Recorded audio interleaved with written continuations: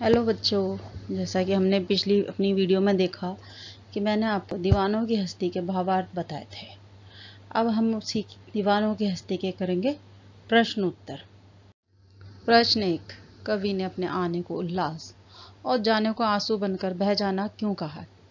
इसका उत्तर हम लिखेंगे, कवि अपने आने को उल्लास कहते हैं क्योंकि कवि कोई भी नई जगह जाने पर उन्हें बहुत खुशी मिलती है, लेकिन जब वो स्थान को छोड़कर जाते हैं जो दो दूसरे लोग उनसे मिले होते हैं उनके जाते समय बहुत दुखी हो जाते हैं और इसलिए उनकी आंखों से आंसू निकल जाते हैं, क्योंकि कवि दूसरे लोगों को खुशियां बांटता है जिससे वे अपना दुख भूल जाते हैं, परंतु वापस आते समय कवि और वे लोग दोनों ही दुखी हो जाते हैं। इसलिए कवि ने ऐसा कहा कि उनके आने पर उल्लास और जाने पर आंसू बनकर बह जाते हैं।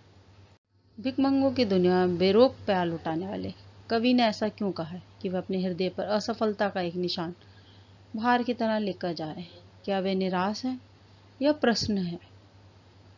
उसका उत्तर होगा, कवि ने अपनी इस दुनिया को प्यार दिया है, इसके बदले कवि को प्यार नहीं मिला है जिसकी वो आशा करते थे।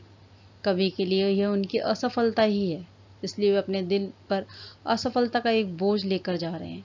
इसलिए कवि ने दुनिया को भिखारी कहा है, क्योंकि भिखारी सिर्फ लेना जानते हैं, वो बदले में किसी को कुछ देना नहीं जानते। इसी वजह से कवि निराश है। अगर कवि को भी कभी प्यार के बदले प्यार मिलता तो वो भी प्रश्न होते। प्रश्न नंबर 3, कविता में ऐसी कौन सी बात है जो आपको सबसे अच्छी लगी?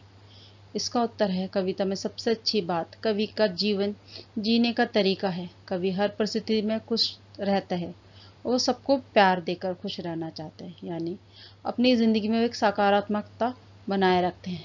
ऐसा व्यक्ति कभी भी किसी भी परिस्थिति में खुश रहना जानता है, अर्थात कवि बहुत ही सकारात्मक सोच वाला व्यक्ति है। हमें भी कवि की तरह हमेशा अपने जीवन में सकारात्मकता की सोच रखनी चाहिए। अब हम पढ़ेंगे कविता से आगे इसमें क्या प्रश्न दिए गए हैं। प्रश्न 1, जीवन में मस्ती होनी चाहिए, लेकिन कब मस्ती हानिकारक हो सकती है, ये अपने सहपाठियों के बीच चर्चा कीजिए। वैसे तो ये प्रश्न बच्चों आप लोगों को अपनी कक्षा में या अपने दोस्तों के साथ बैठकर आपस में डिस्कस करना चाहिए, पर इसका उत्तर मैंने लिखा है, वो आप देख सकते हैं।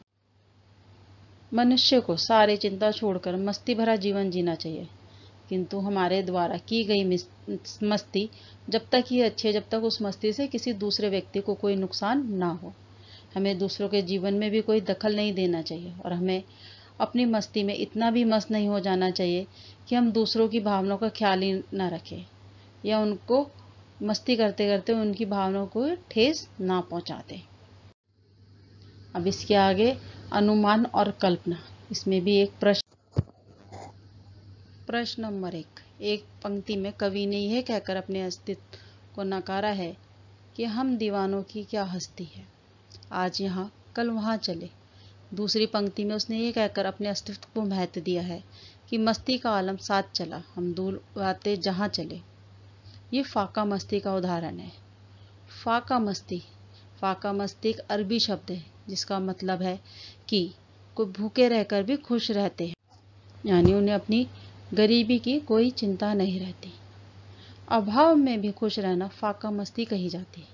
कविता में इस प्रकार की अन्य पंक्तियां भी हैं, उन्हें ध्यानपूर्वक पढ़िए और अनुमान लगाइए कविता में परस्पर विरोधी बातें क्यों कही गई हैं।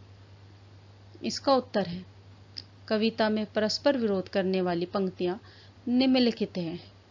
पहला, आए बनकर उल्लास, अभी आंसू बनकर बह चले। अभी अर्थात सुख और दुख को कवि समान भाव से देखते हैं। जग से उनका कुछ लिए चले, जग को कुछ अपना दिए चले।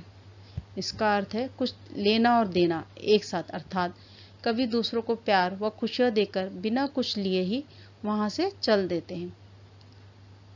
तीसरा, दो बात कही दो बात सुनी, कुछ हंसे और फिर कुछ रोए, यानी हंसना और रोना एक साथ करना। इन परस्पर विरोधी बातों का कविता में इसलिए डाला गया है क्योंकि कवि अपने जीवन के नियम स्वयं बनाते हैं और स्वयं ही तोड़ते हैं, अर्थात वो अपनी मर्जी के खुद ही मालिक हैं। अब इसी में है आगे है भाषा की बात। प्रश्न नंबर 1, संतुष्टि के लिए कवि ने छक्कर, जी भरकर और खुलकर जैसे शब्दों का प्रयोग किया है।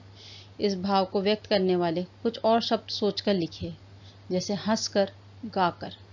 इसका उत्तर होगा, संतुष्टि का भाव व्यक्त करने के लिए कुछ शब्द इस तरीके से हैं, जैसे खींचकर, पीकर, मुस्कुराकर, देखकर, मस्त होकर, सरोबार होकर। उम्मीद है कि आपको ये प्रश्न उत्तर समझ में आ गए। तो धन्यवाद। अगर आपको ये वीडियो पसंद आए तो प्लीज़ लाइक, सब्सक्राइब, शेयर और कमेंट्स ज़रूर करें।